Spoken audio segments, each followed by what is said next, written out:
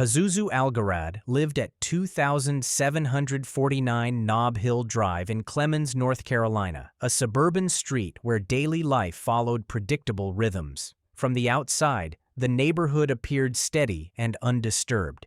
The house itself stood out, neglected, cluttered, with darkened windows, but it remained occupied. The lights came on at night. People entered and left. Conversations carried from the yard. Routine continued. Beneath the backyard soil were two graves. Pizuzu Algarad was born John Alexander Lawson in December 1978. In 2002, he legally changed his name to Pizuzu Ila Algarad. By the late 2000s, he was living at the Nob Hill Drive residence with his mother, Cynthia Lawson James, often referenced in reporting as Cynthia James. Amber Birch, his girlfriend, frequently stayed at the home. Others moved in and out. From the outside, life continued. The first killing connected to the property occurred in July 2009. Tommy Dean Welch was shot inside the house. Later, legal proceedings established that Amber Birch shot Welch. After the killing, Welch's body remained inside the residence for several days before being buried in a shallow grave in the backyard. 3 months later, on October 5, 2009, Joshua Frederick Wetzler was killed at the same address. Arrest warrants alleged that Algarad shot Wetzler with a rifle. His body was also kept inside briefly before burial. A third individual, Crystal Nicole Matlock, later admitted to helping bury Wetzler's body. She pleaded guilty to accessory after the fact and received probation. 2 graves, multiple participants, 1 backyard, yet no immediate homicide charges followed in 2009. In 2010, law enforcement received tips suggesting bodies were buried at the Nob Hill Drive home. Deputies searched the property. Bloodhounds were used first, followed by standard deputies examining the yard. Despite the tips, no remains were uncovered. Later reporting revealed that more specialized forensic excavation teams were not deployed during that search. The sheriff's department would later acknowledge regret that deeper or more advanced investigative methods were not used at that time. The soil remained intact, the house remained occupied, life continued above the graves, but violence associated with Algarad extended beyond the backyard. In August 2009, Joseph Chandler was shot and killed at a boat ramp in Yadkin County. The shooter was Nicholas Pasquale Rizzi. Court records later established that after the shooting, Rizzi stayed at Algarad's Clemmons home. In 2012, Algarad pleaded guilty to accessory after the fact to involuntary manslaughter for allowing Rizzi to remain at his residence after the killing. He received a suspended sentence and probation. That conviction placed Algarad on law enforcement's radar years before the backyard graves were discovered. Still, between 2009 and 2014, the Nob Hill Drive address remained active. Visitors crossed the yard. Rain fell into the soil. Grass grew over burial sites that concealed 2 homicide victims. 5 years passed. On October 5, 2014, exactly 5 years after Wetzler's killing, the Forsyth County Sheriff's Office executed another search warrant at the property. This warrant was related to firearms and other allegations. During the search, deputies again observed suspicious soil conditions. Cadaver dogs were deployed. They alerted. Excavation followed. Investigators uncovered skeletal remains buried in 2 shallow graves. Forensic testing confirmed the remains were those of Tommy Dean Welch and Joshua Frederick Wetzler. 5 years after burial, the concealed homicides became confirmed evidence. On October 5, 2014, Algarad, Cynthia Lawson James, Amber Birch, and Crystal Nicole Matlock were arrested. In March 2015, a Forsyth County grand jury indicted Pizuzu Algarad on 2 counts of first-degree murder. However, legal proceedings clarified the division of responsibility. In 2017, Amber Birch pleaded guilty to second-degree murder for Welch, armed robbery, and accessory after the fact. She received 3 consecutive sentences, totaling 30 years and 8 months to 39 years and 2 months in prison. Crystal Matlock pleaded guilty to accessory after the fact for helping Barry Wetzler and received probation. Cynthia Lawson James pleaded guilty to accessory after the fact to first-degree murder and received 30 to 39 months in prison, followed by probation. Meanwhile, the house itself became a focal point. Authorities described extreme filth, heavy mold, and animal remains inside the property. The structure was officially declared unfit for human habitation. In April 2015, the Nob Hill Drive house was demolished. The building that had stood above hidden graves for years was reduced to rubble, but the murder trial never occurred. On October 28, 2015, Pizuzu Algarad was found dead in his cell at the Forsyth County Detention Center. The North Carolina medical examiner ruled his death a suicide caused by blood loss from self-inflicted injuries. He was 36 years old. Because he died before trial, there was no courtroom verdict on the first-degree murder charges. The indictments were dismissed following his death. If you enjoy true crime stories that are researched, respectful, and revealing, please like the video and subscribe to the channel. Your support helps us continue bringing more real cases and deeper investigations your way. Thank you. Up next is Case 2. Poughkeepsie, New York, a Hudson Valley city along the east bank of the Hudson River, became the center of one of the most disturbing concealed homicide cases in state history in September 1998. On Fulton Avenue, in a modest residential neighborhood, police entered a house at 99 Fulton Avenue and uncovered a crime scene that had been hidden for nearly 2 years. Inside that structure, investigators found the decomposing remains of 8 women. 5 bodies were located in the attic. 3 were discovered in the basement crawl space. The man who lived there, Kendall Francois, had been sleeping, eating, and going about daily life while the remains were concealed inside the same home. The timeline of the murders began in October 1996. The first confirmed victim, Wendy Myers, was killed that month. Over the next 22 months, women continued to disappear from the Main Street corridor in Poughkeepsie. All 8 victims were women who worked as prostitutes in that area. That detail explains why the disappearances were initially treated as separate missing persons cases, rather than immediately connected homicides.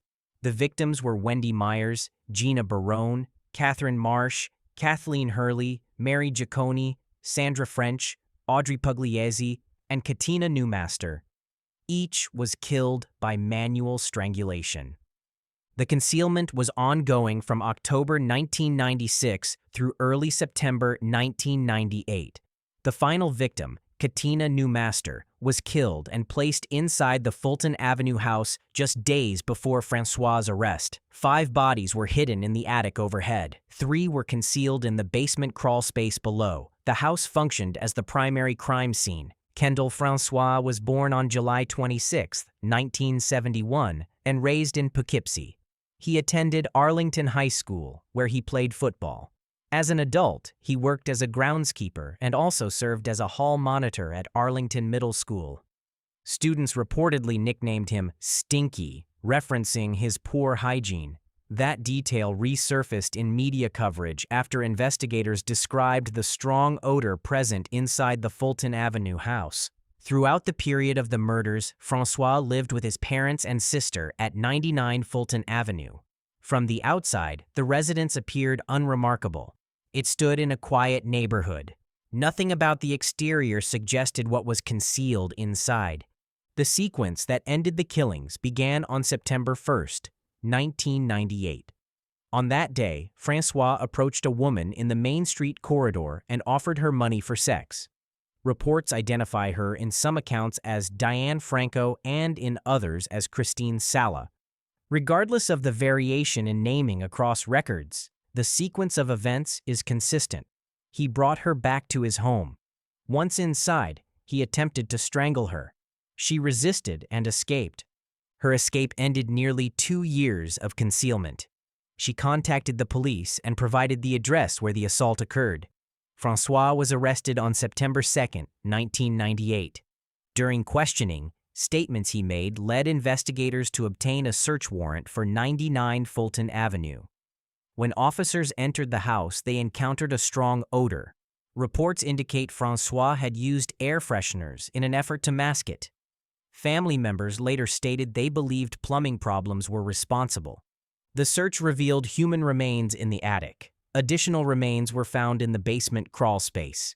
Recovery operations continued for several days. Ultimately, 8 victims were confirmed.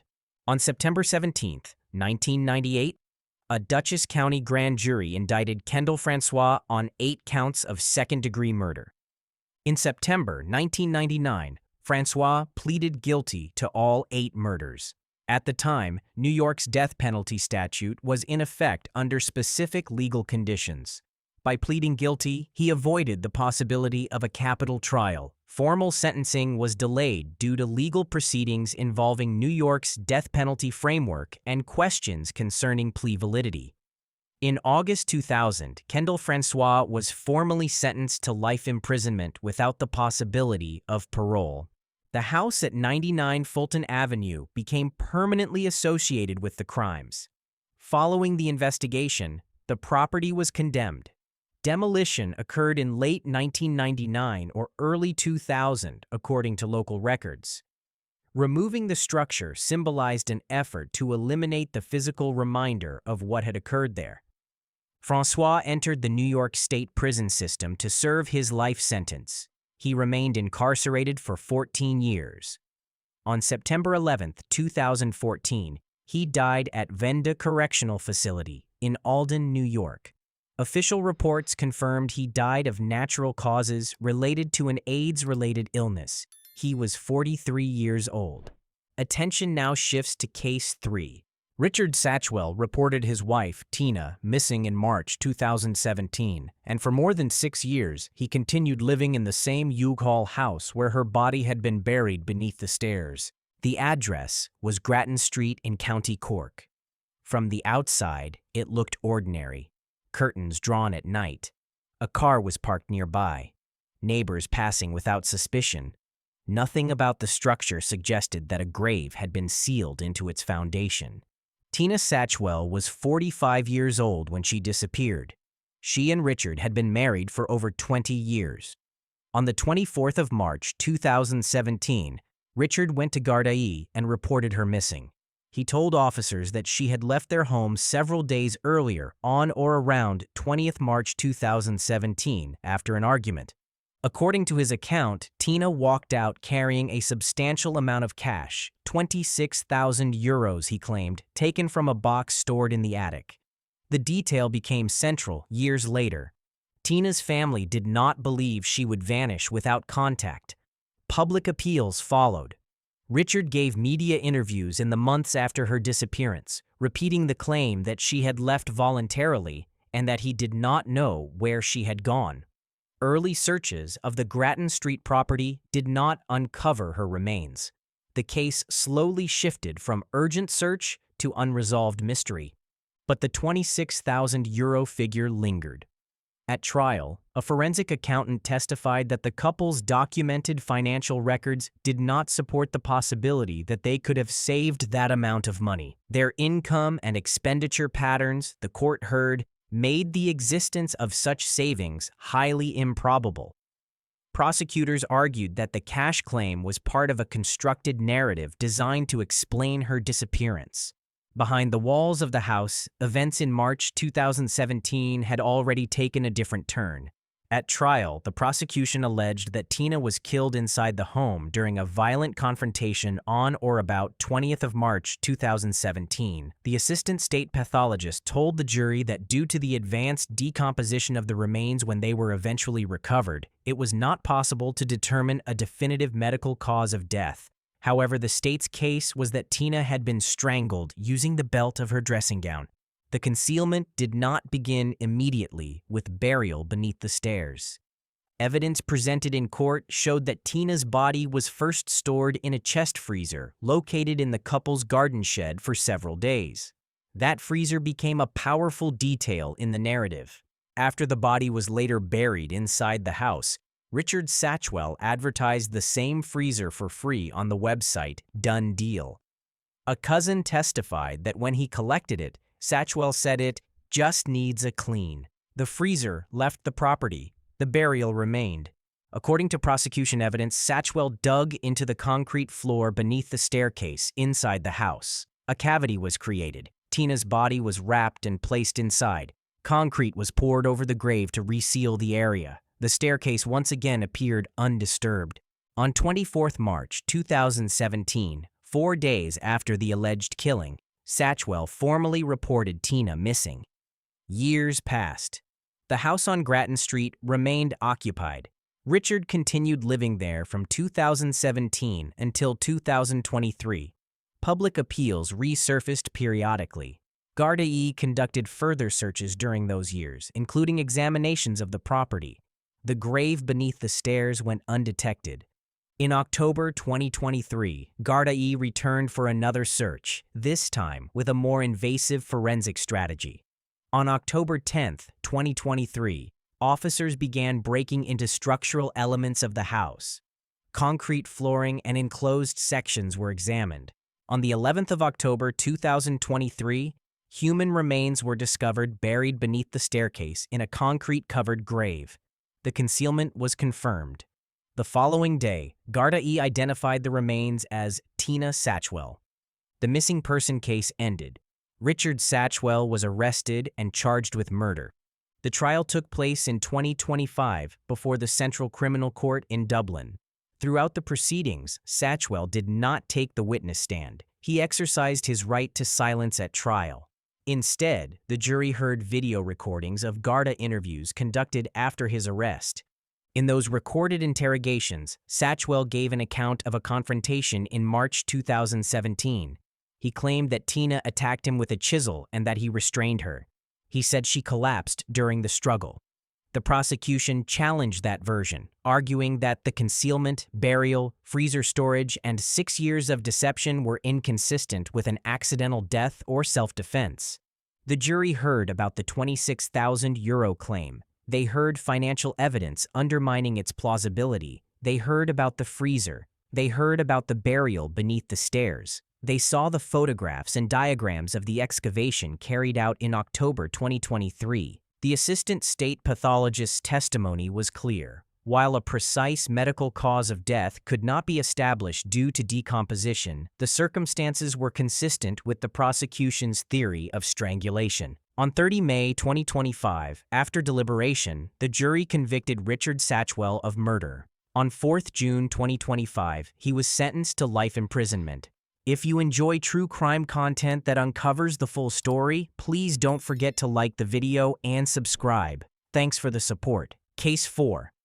Between 1967 and 1987, Fred West and Rose West carried out a series of murders that would eventually be uncovered at their home, 25 Cromwell Street in Gloucester. For nearly 2 decades, the narrow terraced property appeared ordinary. Children lived there. Neighbors walked past without suspicion. Daily life unfolded above ground. Beneath the floorboards, inside the cellar, and under the garden soil, victims were buried. The earliest confirmed killings date back to 1967. That year marks the disappearance of Catherine Rena Costello, Fred West's first wife. Her remains were later discovered buried in a field in Kempley, Gloucestershire. Some records also attribute the 1967 murder of Anne McFall, who was 8 months pregnant, to this same earliest period of violence. Anne McFall's remains were eventually located buried at 25 Cromwell Street. These 2 cases establish that the pattern of murder began before Rose's full involvement in later crimes. Rosemary Letts met Fred in late 1968 when she was 15 and he was 27. Their relationship developed quickly. They married in January 1972. From that point forward, the crimes became joint acts. The prosecution later established that Rose was not a passive observer. Testimony from Caroline Owens was critical in demonstrating this. In 1972, Owens responded to an offer of work from the Wests and was held captive inside their home.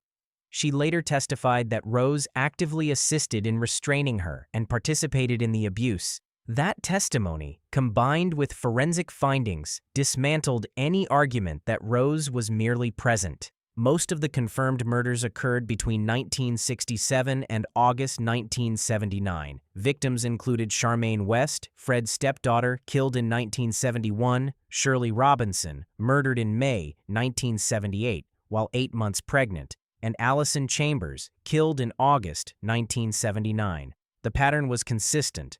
Vulnerable young women, often hitchhikers, tenants, or acquaintances, were brought into the home. They were restrained, sexually assaulted, and killed. Fred typically carried out dismemberment and burial. Bodies were concealed beneath concrete, under floorboards, inside the cellar, and in the garden. After August 1979, the confirmed murders appeared to have stopped. What followed was a nearly 8-year gap. From the murder of Shirley Robinson in May 1978 or Allison Chambers in August 1979 to the killing of Heather West in June 1987, no additional confirmed murders were recorded. That gap, approaching 8 years, remains significant. While the official confirmed victim count stands at 12, some investigators have suggested the possibility of additional undiscovered victims during that period. However, no further remains have been recovered and no additional charges were brought. Heather West, aged 16, disappeared in June 1987. Rose told others Heather had gone to live with relatives.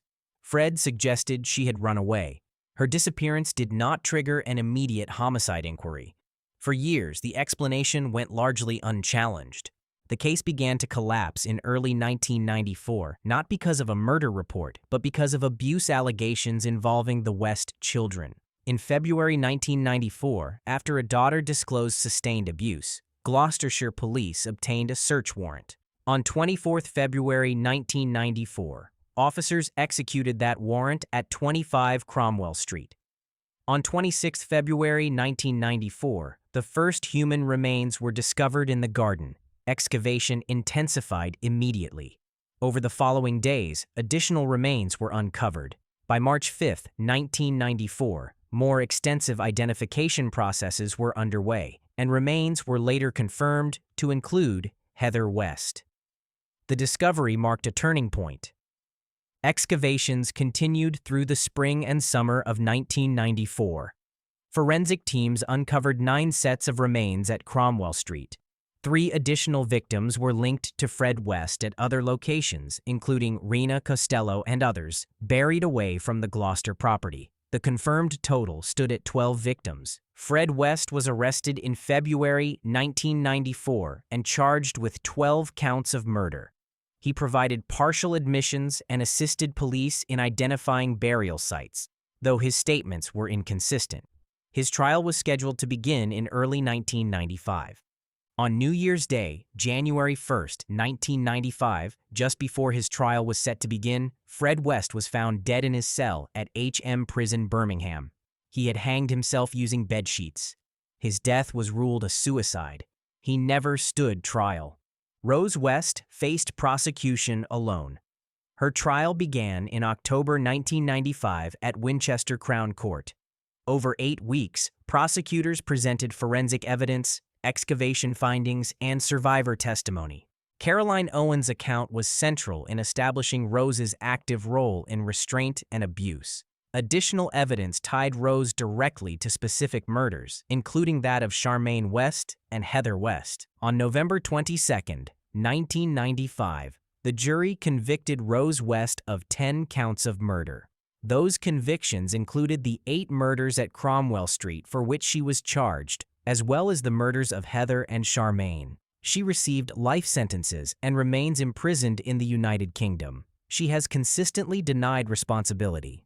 In October 1996, 25 Cromwell Street was demolished. Authorities sought to prevent the site from becoming a focus of public attention. The land was later converted into a public footpath, removing the structure entirely from the street's landscape. The confirmed victim count remains 12. Fred West was charged with all 12 murders before his death. Rose West was convicted of 10. The nearly 8-year gap between the late 1970s murders and Heather's death in 1987 remains an unresolved question in investigative discussions. No additional remains have been officially identified. And now to Case 5. Loneliness and fear of abandonment were the motives Dennis Andrew Nielsen later gave for killing. He told investigators he could not cope with being left alone. When men he brought back to his flat prepared to leave, he felt rejected. In his own statements, he described wanting to keep them, to prevent departure permanently. From December 1978 until February 1983, that motive resulted in at least 12 murders across 2 London addresses. In many cases, he did not immediately dispose of the bodies. He lived with them, he concealed them, he remained in the same rooms as the dead for days and sometimes weeks before destruction or dismemberment forced a change. Dennis Nielsen was born on November 23, 1945 in Fraserburgh, Scotland. His early life included emotional instability following his parents' separation. At 16, he joined the British Army in 1961, serving as a cook. After leaving the military in 1972, he moved to London. He briefly served as a Metropolitan Police officer between 1973 and 1974 before working as a civil servant for the Manpower Services Commission. Outwardly, his life appeared structured and quiet. By 1978, he was living alone at 195 Melrose Avenue in Cricklewood. The first confirmed murder occurred on December 30, 1978. The victim was 14-year-old Stephen Holmes. Nielsen met Holmes in a pub and invited him back to his flat. During the early hours of December 31st, he strangled the teenager with a necktie. After confirming death, Nielsen did not immediately attempt concealment. Instead, he bathed the body and kept it in his flat for several days. Eventually, he hid the remains beneath the floorboards. That pattern continued. Between 1978 and 1981, while living at Melrose Avenue, Nielsen killed multiple young men, most of whom he met in pubs or near his home. Many were vulnerable or transient. Strangulation was his primary method. After death, he washed the bodies and positioned them in his flat. In later statements, he admitted to sitting beside them, sometimes speaking to them, or watching television in their presence. The bodies remained inside the property until decomposition forced disposal. When he could no longer retain the remains, he buried body parts in his garden or burned them in a bonfire. Some fragments were concealed beneath floorboards inside the house. For nearly 3 years, these acts continued without detection. In October 1981, Nielsen relocated to a top-floor flat at 23 Cranley Gardens in Muswell Hill. The new address lacked a garden, eliminating outdoor burning. As a result, his disposal method changed. He began dismembering bodies in the bathroom and attempting to flush smaller fragments down the toilet. Larger remains were wrapped in plastic bags and stored in a wardrobe within the flat. Over time, the building's drains began to clog. Tenants complained of plumbing issues and foul smells. On February 8, 1983, a plumber investigating the persistent blockages discovered human flesh and bone in the pipes. Police traced the obstruction to Nielsen's flat. Officers searched the property and found plastic bags containing decomposing remains. Additional fragments were recovered from drainage systems connected to the building. When confronted, Nielsen reportedly told police, "It's a long story. It goes back a long time." He was arrested that same day. During questioning, Nielsen admitted responsibility for multiple killings. He initially claimed up to 15 victims. The investigation ultimately confirmed 12 murders between 1978 and 1983, along with several attempted murders. Due to decomposition and dismemberment, some victims were difficult to identify. Several were young men with limited social ties, which delayed missing person reports. The trial began on October 24, 1983, at the Central Criminal Court, the Old Bailey, in London. Although Nielsen confessed to killing at least 12 men, he was formally charged with 6 counts of murder and 2 counts of attempted murder. Prosecutors selected the charges supported by the strongest forensic and testimonial evidence to secure conviction. Some additional deaths lacked sufficient corroboration for prosecution at that time. On November 4, 1983, Nielsen was convicted of all 6 murder counts and both attempted murder counts. The court heard detailed forensic evidence regarding dismemberment, the recovery of remains from drains, and identification procedures. His own admissions formed a significant part of the prosecution's case. He received a life sentence, with a recommendation that he serve a minimum of 25 years. In 1994, the Home Secretary imposed a whole life tariff, ensuring he would remain imprisoned for the rest of his life. On May 12, 2018, Dennis Andrew Nielsen died at HM Prison Full Sutton after suffering a pulmonary embolism. He was 72 years old. We now move to Case 6. Between January 1972 and December 1978, John Wayne Gacy murdered 33 young men and teenage boys in Cook County, Illinois. For nearly 6 years, he concealed most of them beneath his home at 8213 West Somerdale Avenue in Chicago's Norwood Park neighborhood. 26 bodies were buried in the crawl space. 3 were buried elsewhere on the property, including one beneath the garage and another under a backyard barbecue pit. 4 victims were later disposed of in the Des Plaines River. Above that ground, ordinary life continued. Gacy purchased the Somerdale house in 1971.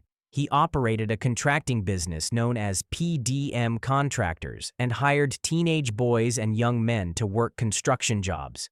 He was active in local Democratic Party events and was known in the community for appearing as Pogo the Clown at charitable gatherings and children's parties.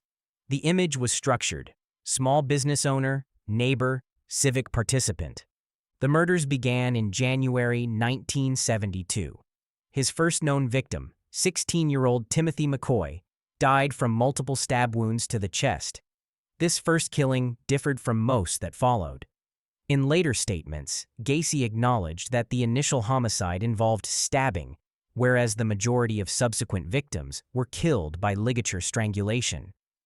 After killing McCoy, Gacy concealed the body in the crawl space beneath his house. The crawl space was a shallow, dirt-floored area accessible through a small opening inside the residence. Over time, Gacy dug trenches into the soil and buried bodies in rows. He used lime in an effort to slow decomposition and reduce odor. From 1972 through 1978, victims were lured to the home, often with promises of employment or money. Inside, Gacy used what he described as a handcuff trick, challenging young men to try escaping from restraints. Once secured, control shifted. Prosecutors later established that many victims were sexually assaulted before being killed, most often by tightening a rope around the neck using a stick to increase pressure. Most victims were between 14 and 21 years old. As burials increased, available space beneath the house diminished. Ultimately, 26 victims were buried in the crawl space. 3 others were buried elsewhere on the property, one beneath the garage structure and another under a backyard barbecue pit. When burial space became limited in 1978, Gacy transported 4 victims and disposed of them in the Des Plaines River. Throughout these years, he continued living in the home. He maintained his business operations. He socialized. He held gatherings. Neighbors later reported foul odors, especially during warmer months. Gacy attributed the smell to moisture buildup or sewage problems. He gave similar explanations to neighbors and to his second wife. At the same time, he applied lime beneath the house in an attempt to mask decomposition. The explanations were accepted at the time. The concealment ended in December 1978.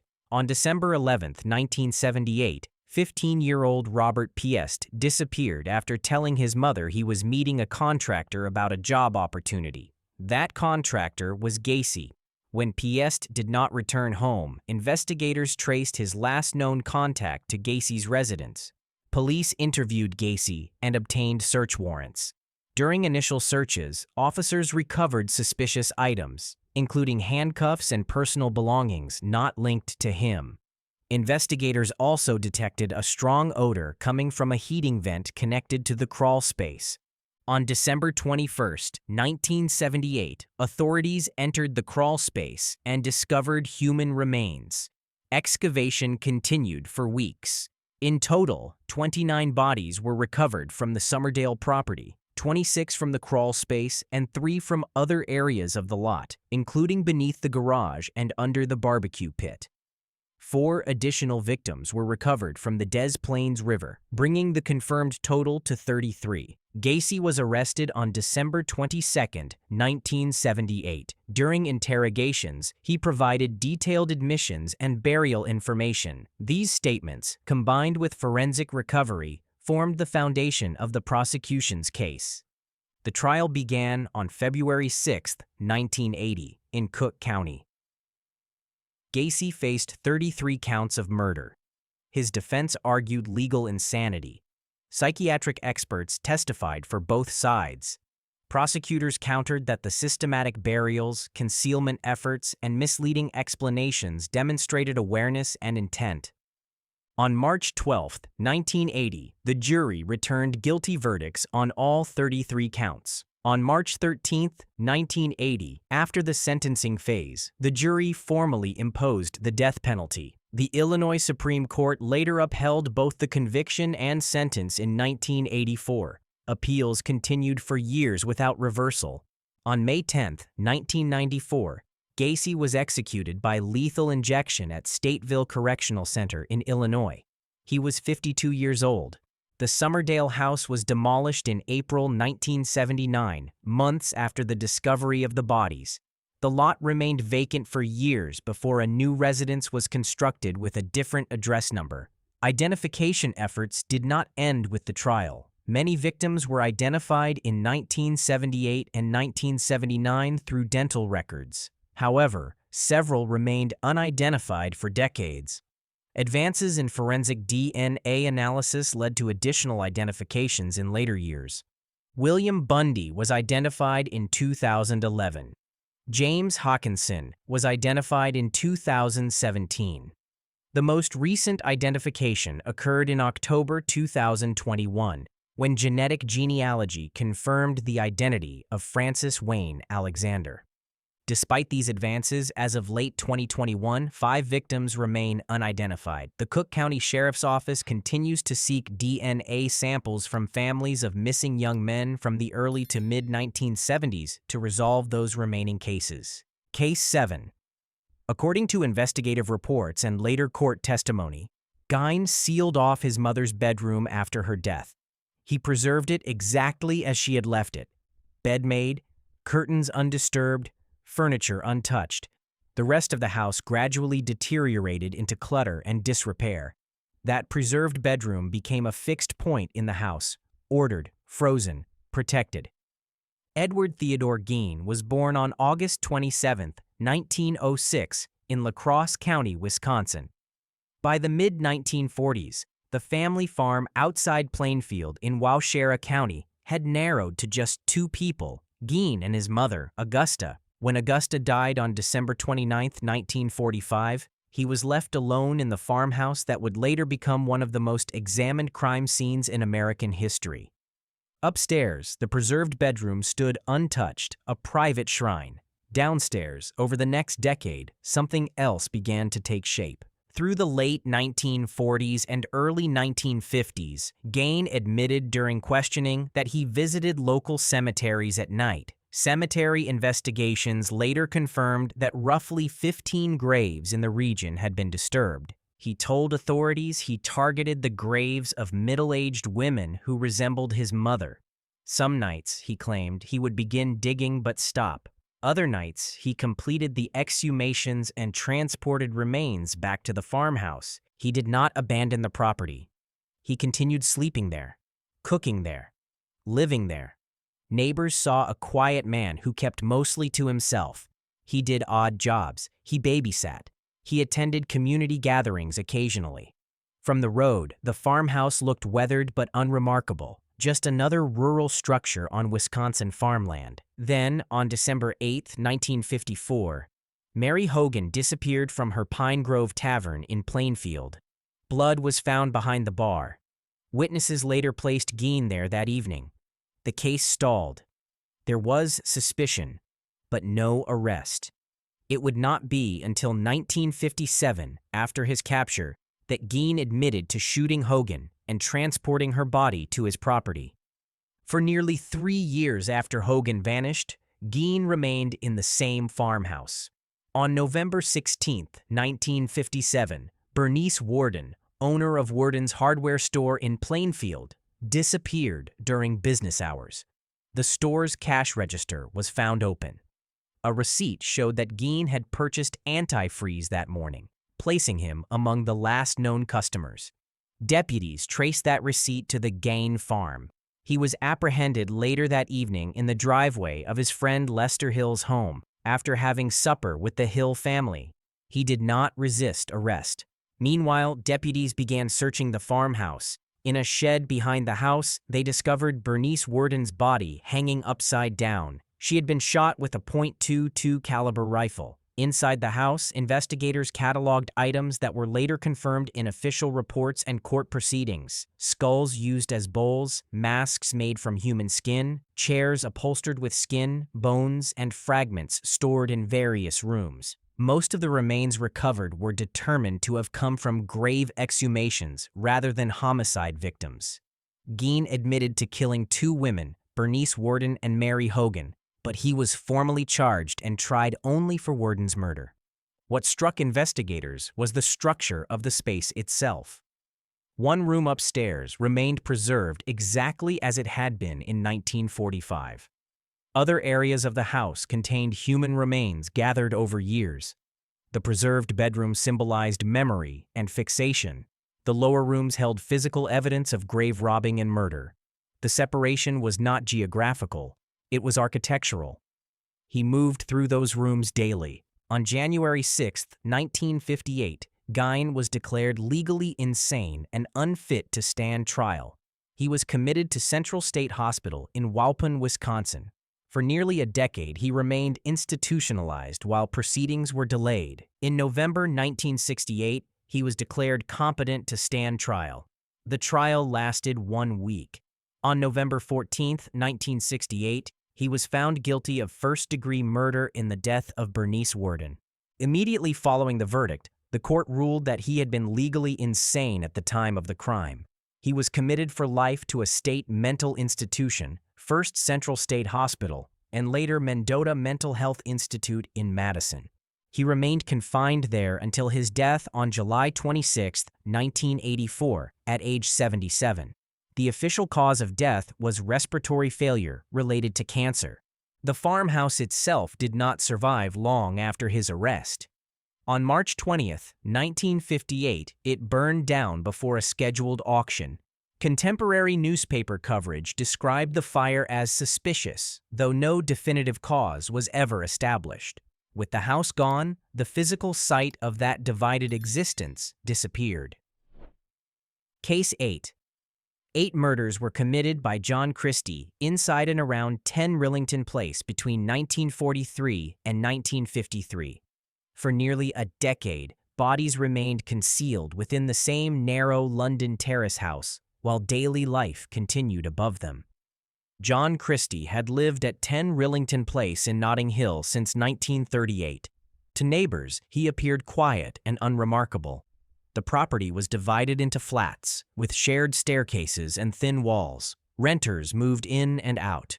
Conversations drifted through the hallway. Nothing outwardly suggested that, beneath the garden soil and behind interior walls, victims had been hidden for years. The first confirmed killing occurred in August 1943. Ruth Fürst, an Austrian refugee, was lured into Christie's ground-floor flat. He used domestic coal gas containing carbon monoxide to render her unconscious before strangling her. Her body was buried in the small back garden. Weeks later, Muriel Eady was murdered in the same flat. Most historical records place her death in October 1943, though some archival accounts suggest October 1944. Regardless of the precise month, the method was consistent. Gas, strangulation, concealment in the garden. 2 graves lay beneath the soil. The Second World War ended. London rebuilt. Years passed. In November 1949, Timothy Evans and his wife, Beryl Evans, moved into the top-floor flat with their infant daughter, Geraldine. The building now held multiple households. The proximity did not raise alarm. On November 8, 1949, Beryl Evans was strangled. Her body was placed in the wash house at the rear of the property. Geraldine was also killed soon afterward. Christie later confessed to murdering Beryl. He never formally admitted to killing Geraldine. However, later investigations, including the 1966 Brabham Inquiry and the High Court acknowledgement in 2004, concluded that Christie was responsible for both deaths. At the time, suspicion fell elsewhere. Timothy Evans confessed under police questioning and was convicted. He was executed on March 9, 1950. For years, that verdict stood. Only later was the miscarriage of justice fully recognized. Evans received a posthumous royal pardon in 1966, and the case became central to the national debate over capital punishment. But in 1950, Christie remained at 10 Rillington Place. Time did not expose him. It shielded him. The garden still concealed 2 wartime victims. The truth about Beryl and Geraldine had not yet surfaced. Christie continued his routines. He lived in the same flat. On December 14, 1952, he murdered his wife, Ethel Christie. She was strangled inside their ground-floor residence. He concealed her body beneath the floorboards of the front room. Neighbors were told she had gone to visit relatives. Weeks passed. He walked across those floorboards each day. In January 1953, Christie murdered Kathleen Maloney. Also in January, he killed Rita Nelson, who is identified in official records as one of the women later discovered in the kitchen alcove. In March 1953, he murdered Hectorina McLennan. The concealment method changed. Instead of the garden or wash house, Christie hollowed out a section of the kitchen alcove. The bodies were placed upright inside the cavity. Wallpaper concealed the opening. The kitchen appeared ordinary from the outside. He continued to use the room. Meals were prepared in front of a hidden wall containing 3 victims. Days turned into weeks. The air in the flat remained still. Tenants passed through the building. Nothing outwardly disrupted the illusion. By March 1953, Christie's behavior grew erratic. He vacated the flat, telling others he was relocating. Furniture was left behind. He disappeared into London. On March 24, 1953, a new tenant began preparing the kitchen. When the wallpaper covering the alcove was disturbed, human remains were discovered inside. Police were summoned immediately. Further searches uncovered additional bodies under the floorboards and in the garden. The address that had concealed violence for nearly 10 years became a national crime scene. Christie was arrested on March 31, 1953, near Putney Bridge after a short manhunt. During questioning, he confessed to multiple murders. His trial opened at the Old Bailey on June 22, 1953. He was formally charged with the murder of Ethel Christie, the most recent and legally direct case. On June 25, 1953, he was found guilty. On July 15, 1953, John Christie was executed by hanging at Pentonville Prison. The 8 confirmed victims are widely accepted as Ruth Furst, Muriel Eady, Beryl Evans, Geraldine Evans, Ethel Christie, Kathleen Maloney, Rita Nelson, Hectorina McLennan. Some historical sources have debated the precise month of Muriel Eady's death, and Christie never formally confessed to killing Geraldine Evans. However, modern legal reviews and historical inquiries conclude he was responsible for both Evans' family deaths. In 1970, 10 Rillington Place was demolished. The street was later renamed Ruston Close. The physical structure disappeared, but the chronology remained. Case 9. In 1979, Jeffrey Dahmer entered the United States Army. He was 18 years old. Just 7 months earlier, on June 18, 1978, he had committed his first murder, killing 18-year-old Stephen Hicks in Bath Township, Ohio. That crime had not yet been discovered. Dahmer dismembered Hicks's body in his parents' basement, buried the remains, later dug them back up, crushed the bones, and scattered them in nearby woods. Then he enlisted, stationed in West Germany as a combat medic. Dahmer's military record shows declining performance and severe alcohol abuse. In March 1981, he was honorably discharged due to alcohol-related issues. There were no murder charges at the time. The 1978 killing remained unknown to law enforcement.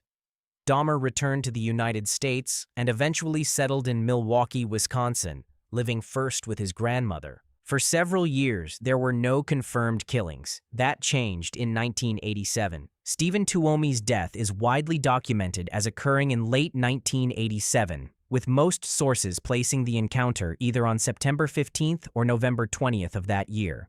Dahmer met Tuomi at a bar in Milwaukee and later brought him to the Ambassador Hotel. Dahmer later stated that he had little memory of the killing itself, but awoke to find Tuomi dead beside him. He transported the body to his grandmother's basement and dismembered it. Tuomi's remains were never recovered.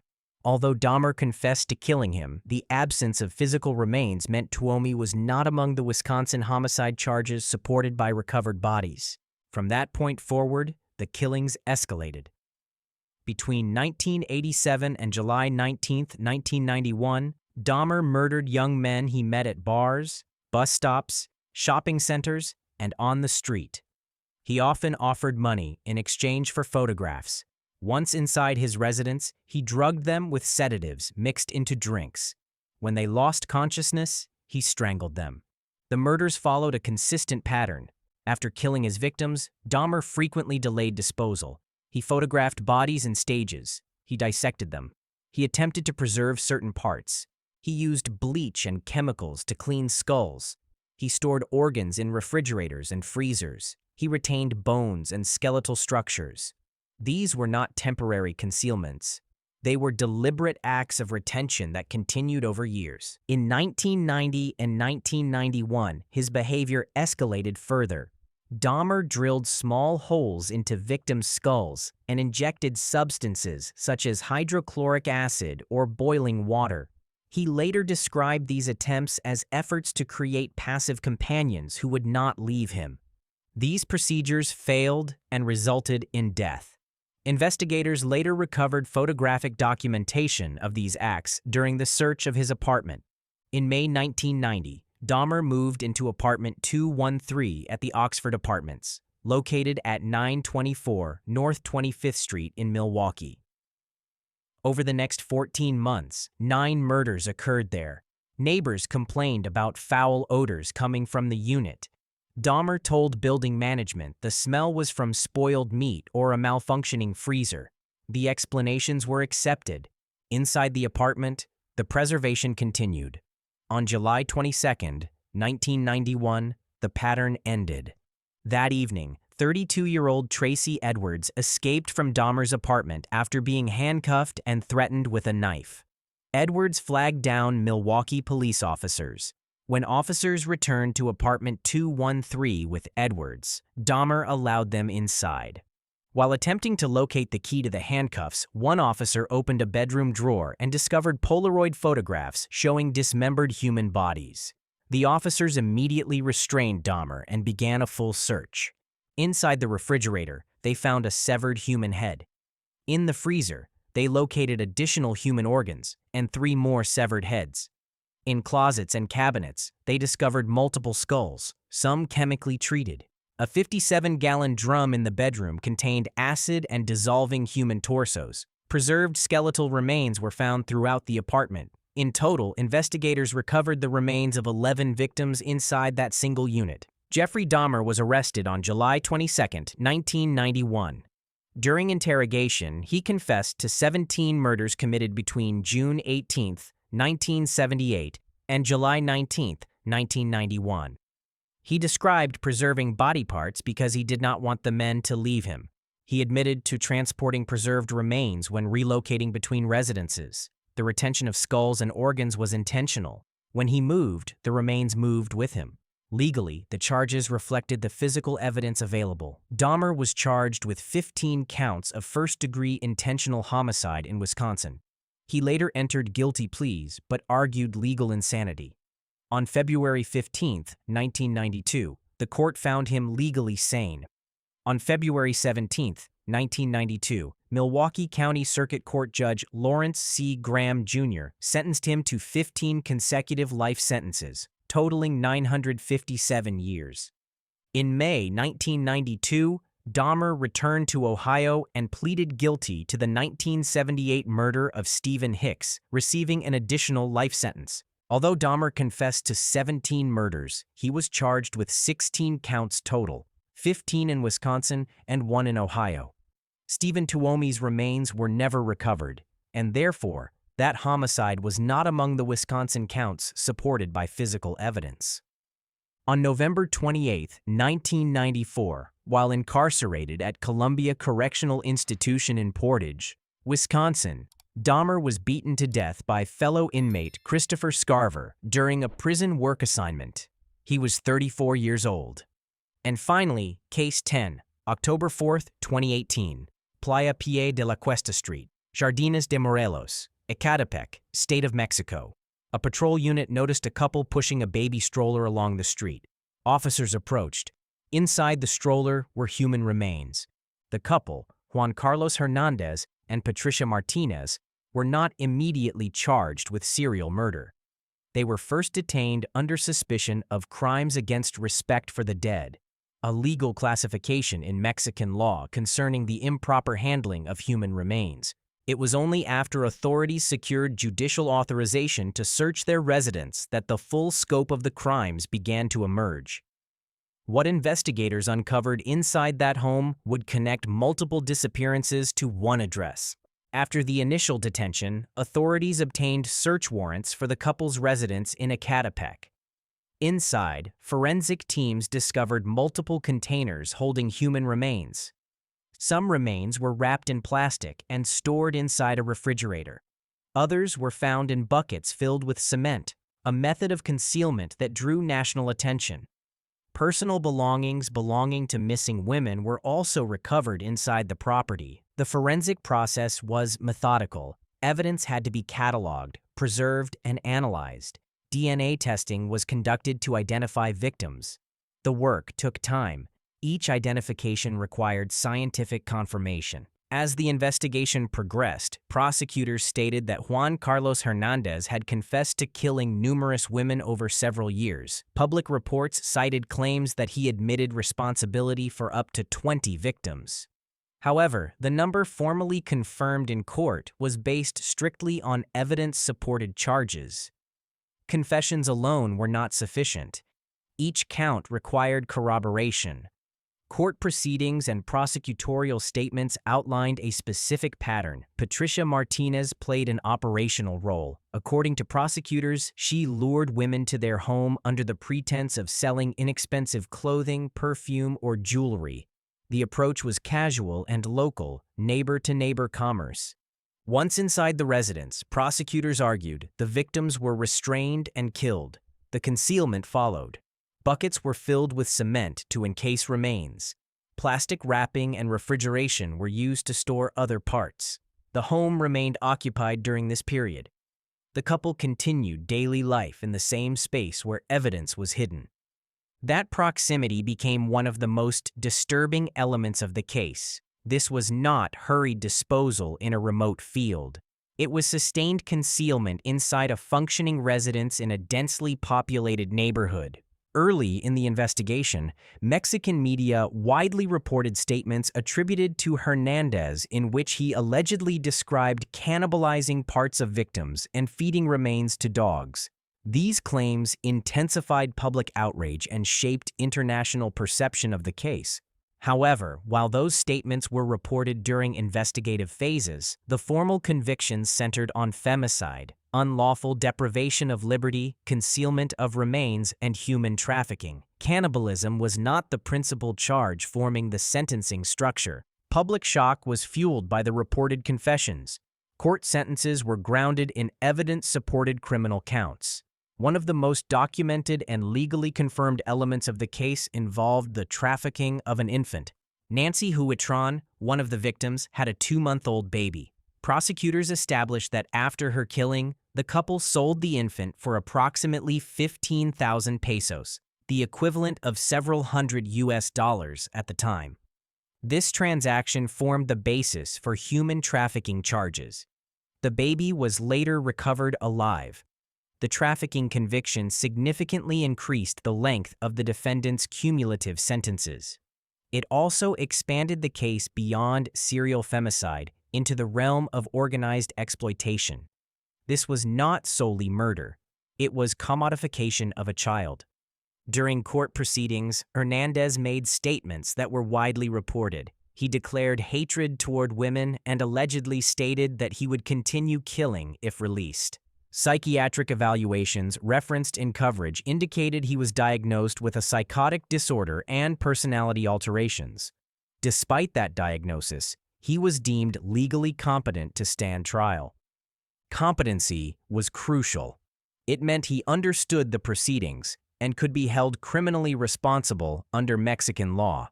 Martinez was not treated as a passive participant. Courts determined she actively assisted in luring victims and concealing evidence. Her convictions reflected that role. In 2019, Hernandez and Martinez were convicted on multiple counts of femicide and concealment of human remains. They received cumulative sentences totaling well over a century in prison. Under Mexican sentencing structures, cumulative terms of this magnitude function as life-equivalent imprisonment. In 2021, additional convictions were handed down for earlier crimes, including a case dating back to 2012. These resulted in further life-equivalent penalties. The aggregate effect ensures both defendants will remain incarcerated for the remainder of their lives. Each sentence corresponded to specific victims and specific evidence presented in court. The judicial record reflects multiple femicide convictions, trafficking, and concealment charges. Thanks for watching. Please like this video and subscribe to the channel to help us keep uncovering the true crime stories that deserve to be shared.